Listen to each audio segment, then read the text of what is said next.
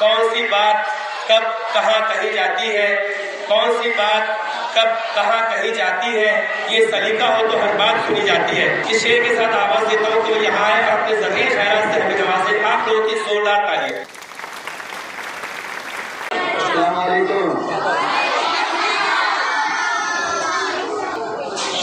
के नाम से जो मेहरबान निहायत करना है दायित्व पर मौजूद जिम्मेदारान सोसाइटी मोहतरम असातिज़ा इकराम अजीज के और तालिबा, आपके वतन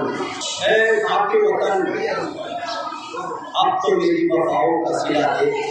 क्या बात खाके वतन अब तो मेरी वफाओं का सिला दे। झुकी हुई सांसों की सलीकों पर खड़ा हो। वाह। और बैसाखी के बल पर जो नजीर आज खड़े हैं, बैसाखी के बल पर जो नजीर आज खड़े हैं, उनको ये भ्रम है कि मैं सबसे बड़ा। वाह। आज के दिन की अहमियत और कदर की बात हम वजह तौर पर टीपू को इस कौम से कर सकते हैं कि आज़ादी का एक लम्हा गुलामी की हयाते जावदा से बेहतर है।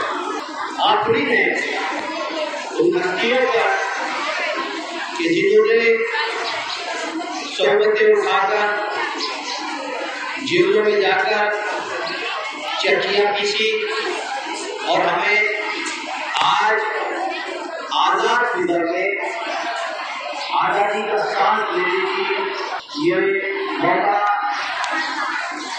अता फरमाया। आज इस तनाज़ुर में आज उनकी सदर के जो हालात है, उन हालात में इस तरीके की तकरीबात की अहमियत बहुत ज़्यादा हो चुकी है। लेकिन मैं इस मौके पर खास तौर पर असातिज़ा इकराम से सिर्फ 2 बात की बात आपको करना चाहता हूँ। मैंने अक्सर देखा है कि हमारे जागरान वतन जब जंग आज़ादी का तस्करा करते हैं तो बात शुरू करते हैं मोहनदास करमचंद गांधी से और बात खत्म कर देते हैं महात्मा गांधी पर। इसका मतलब ये हुआ कि 1908 से जंग आज़ादी का तस्करा और तारीख शुरू होती है और 1948 पर आके खत्म हो जाती है।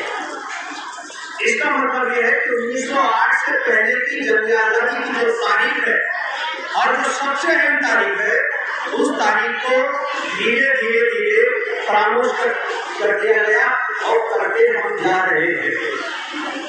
लिहाजा ऐसे वक्त में हमारी जिम्मेदारी और बढ़ जाती है कि जो नए बुत तराशे जा रहे हैं, जो भाषा आज़ादी की तारीख में रूप आ रहे हैं, इसको पास किया जाए और हमारे नस्लों को हमारे मसलात से आगाह कराया जाए कि जिनके बगैर हिंदुस्तान की तारीख की आज़ादी मुकम्मल नहीं हो सकती।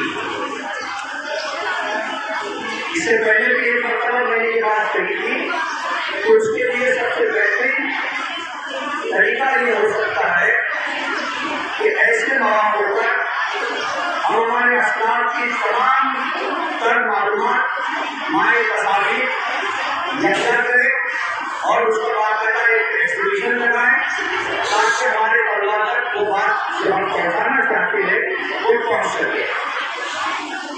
बात चूंकि बहुत ज़्यादा हो चुका है, बातें बहुत सारी है, लेकिन अब